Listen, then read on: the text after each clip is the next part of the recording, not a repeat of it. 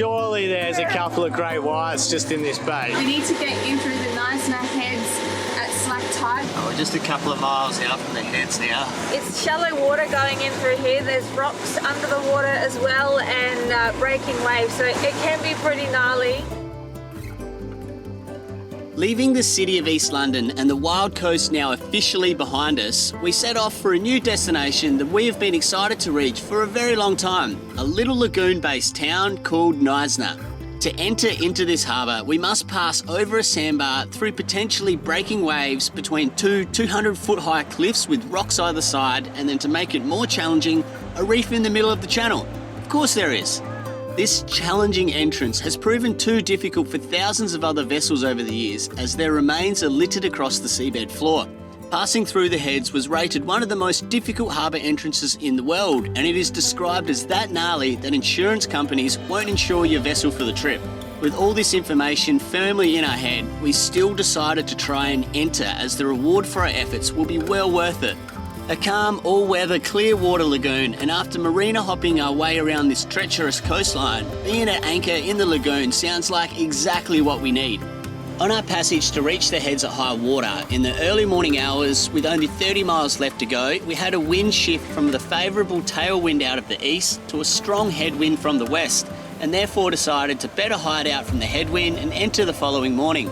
Luckily, there is a bay some 18 miles before the head's entrance where we can drop anchor and hide out from the westerly wind, allowing us to be well rested, enjoy a slow morning and a suddenly stunning new anchorage here in South Africa.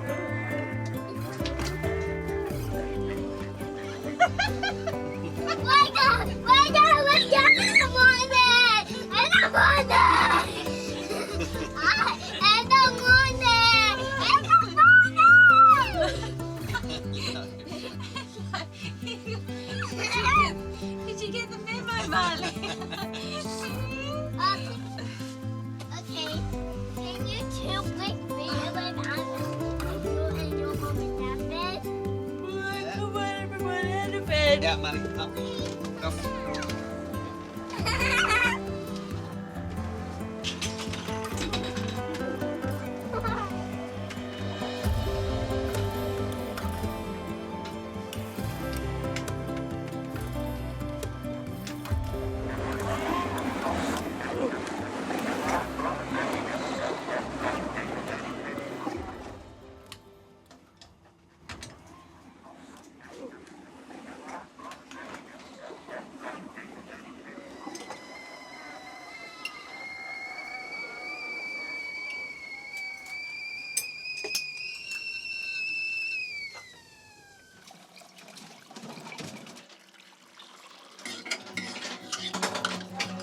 Thanks, Mum.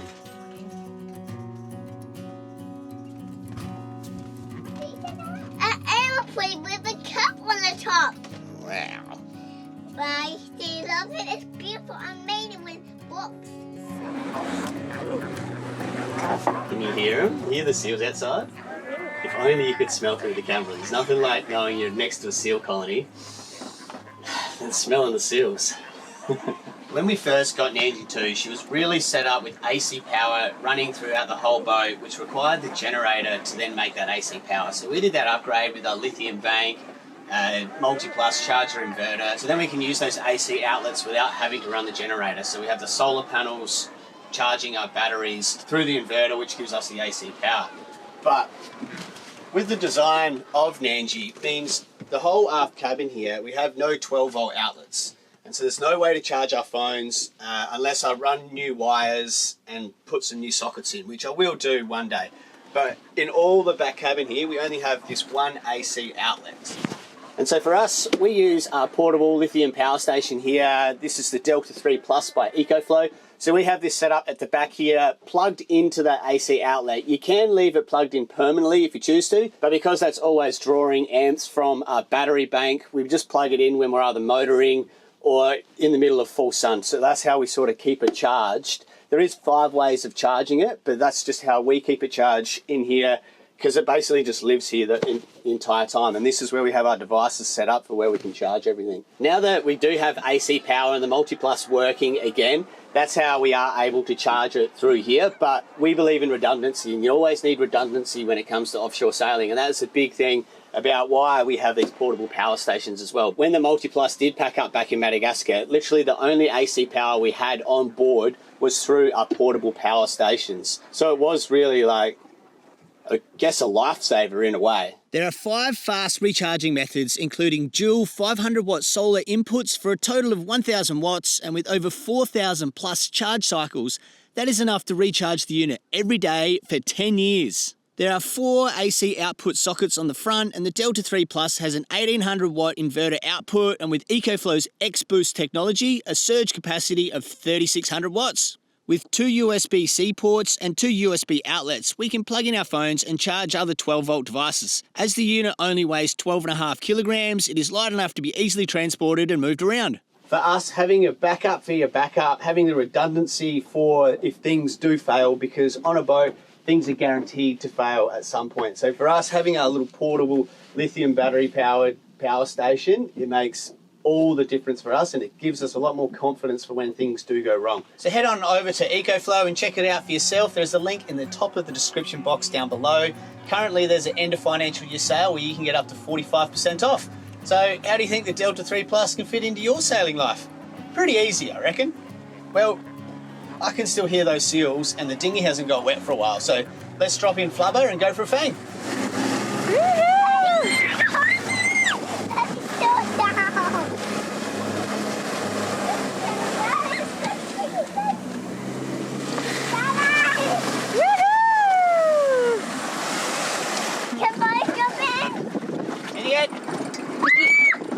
Okay.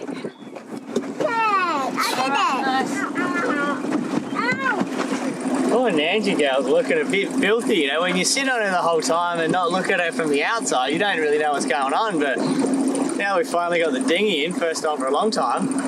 Oh, poor Nancy. It's been love. Yeah. Bit of boat work coming up. Definitely got some boat work coming up, yeah. We've seen seal colonies before coming from South Australia, but this one is massive. So we put the dinghy in, we're going to go and have a look and check it out.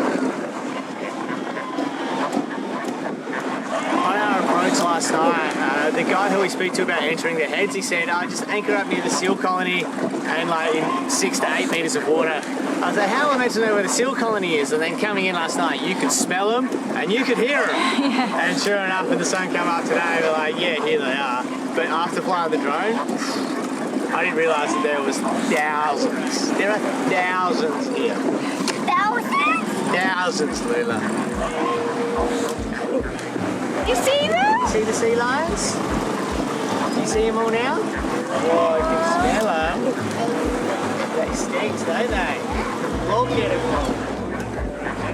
Wow, they're all sleeping, aren't they? Wow, look at that big lion one. Wow, this is amazing, Dad. I like this. And what is the sister? The big lion. Oh, the little puppies are over there. The little baby ones are called pups. Marley's licking his lips.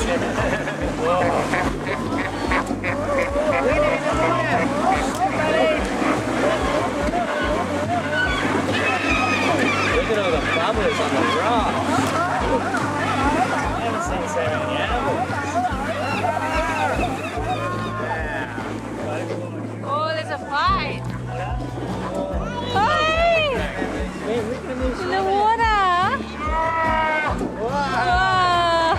Sounds like a human. They're excellent swimmers, Lula. How do they all together? I'm going there, yes. I'm going. Yeah. It's like a dolphin. I think they like a dolphin. How's he going up? It's like a goat. Yeah. No way. It's got the seal of approval.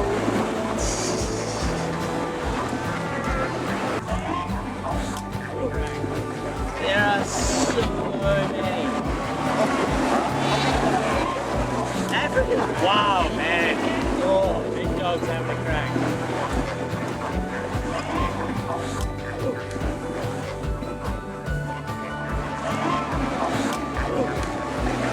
Where is it, cheeky one in the water? Wow, they're all under us. See us? Oh, that was going to slide down.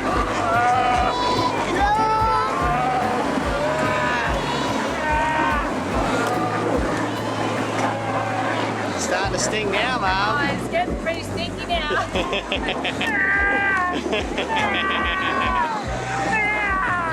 Wow. Surely there's a couple of great whites just in this bay. Oh, Surely. Yeah, for sure. This is our lunch. This is like just an open pantry. There's so many baby seals to eat. Yeah, no, we're probably the easiest prey out of everything. True.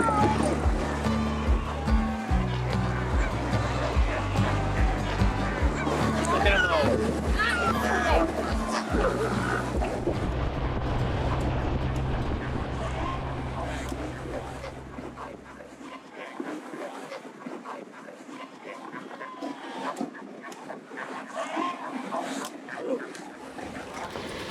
It's 3 o'clock. We've just picked up anchor.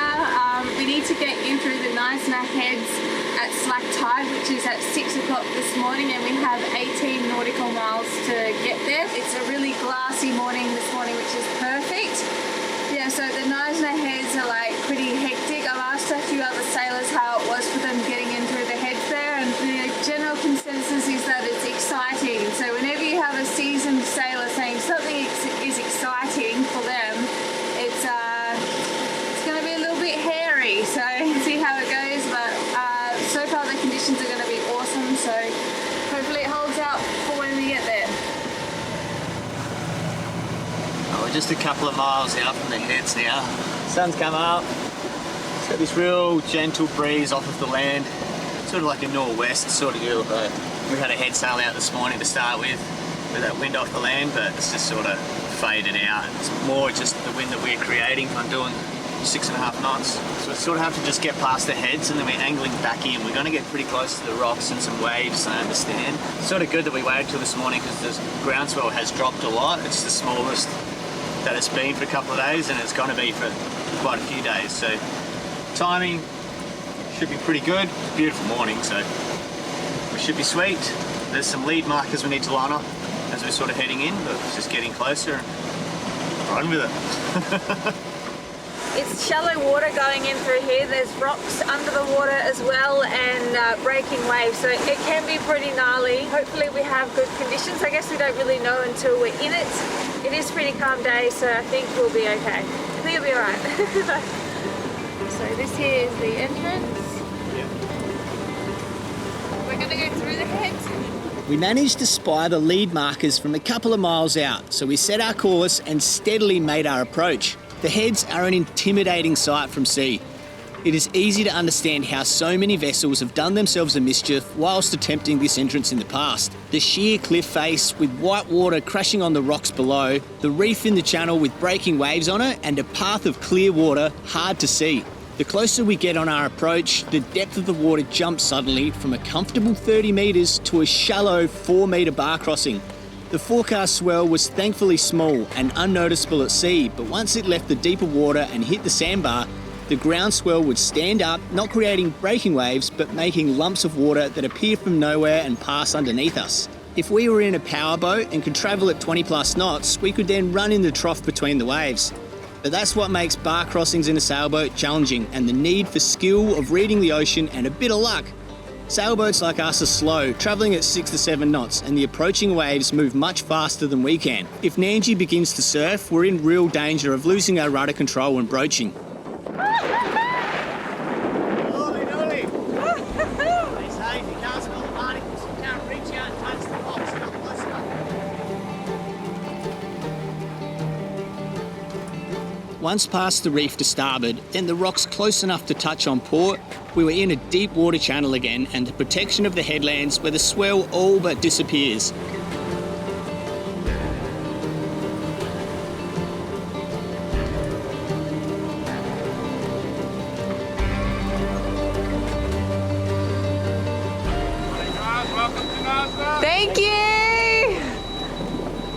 got in okay? We were told we got here just in time. You guys good to get down the channel? I think so. The lagoon was like a lake, and we had safely navigated through the notorious Knysna heads. I have to say, the heads were very kind to us, and hopefully they'll be the same for our departure, whenever that will be. Hi, how are you? Hey, morning, welcome. Thank you. Stoked to be here. Good to have you here.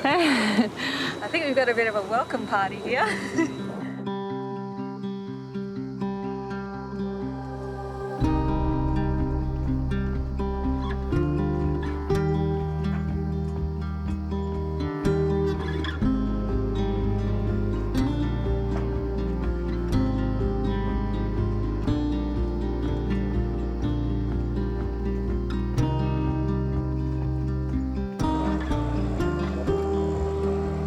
As we plan to be here in Knysna for quite some time, you know, spend at least a month here, sort of organise ourselves, organise our health, organise our boat, start doing the boat work, and just, we've been on the go for so long, so now we really want to just sit still and enjoy a place. And Knysna is a stunning area. This bay is sensational. The coast looks amazing, J Bay's up the road, so everything about it looks really good, and that's why we want to spend a fair bit of time here. Now, we spent 5 years trying to get to Africa, so now that we're here in Africa, we want to make the most of it. We're in no hurry. Any of our destinations, every town, every place we stop off has been a destination, and we really want to settle into this one. So we've had a couple of days at the yacht club. All international boats get a couple of free nights tied up at the dock there when you first arrive, so very much in the public eye. It's been beautiful in that way. A lot of people have come down and say hi. Thanks to all the Nanji fans. It's pretty crazy actually. We're very overwhelmed here in South Africa. It's pretty amazing. You know, getting through the heads, sailing down the coast, like all the yacht clubs here in South Africa are just like, well done. Come here, relax, tie up, fill the boat up with water, get fuel, there's beer right there. So like, it's a celebration of every port. We had that strong southeast yesterday. It was just sort of good to be in the lee of the yacht club. This morning with a westerly predicted again, the westerly pins you up against the dock, and we've moved out into the mooring field now. And you know, the last mooring we were on in Madagascar, we snapped. Normally had like a 60 or 70 foot schooner on it, and Nanji too, just that little ball of muscle snapped her. So here we are out in the mooring out here. It looks Mickey Mouse, it looks mint. Nice fresh rope, but since we seem to have a tendency of snapping and breaking them, let's just chuck 4 grand on the engine and see if we can rip it out of the ground, eh? Good bit of Nanji current. Man, I think I need boat shoes. Let's just make sure. Come on, Nanji, rip her out, mate, rip her out. She's solid. Oh, my toe hurts though. Oh, wee, that hurt. Nice, no, we're finally here. We wanted to come here for so long. Everyone said you have to visit Knysna. Everyone. So yeah, so stoked to finally be here. We made it. Oh, man, it's such a wild journey getting here. We went down the wild coast, we survived that, and then on our way down here we had to get through the heads of Knysna as well, which is one of the most dangerous entrances in the world. So, oh man, it's not an easy feat, but we did it! We've really been looked after, the people here in Knysna. We were able to charge the boat up again, fill up with water, get our paperwork done, and meet some of the locals here. So it was so nice, and we were docked right next to the restaurant with a playground as well, and so yeah, everyone just really enjoyed being there. It's pretty cool to be out of a marina because our time in South Africa we have spent in the marina, so it's really nice being out here on the mooring. Beautiful summer weather, sun shining every day, and it's just glorious. So Summertime in Knysna. yeah, summertime in Knysna. We're spoiled with choices for things to do. Everyone's recommended us places to go and things to see. So we've got to hire a car, and in a few days' time we're going to go on a big adventure. But for now, we're just going to have a look around.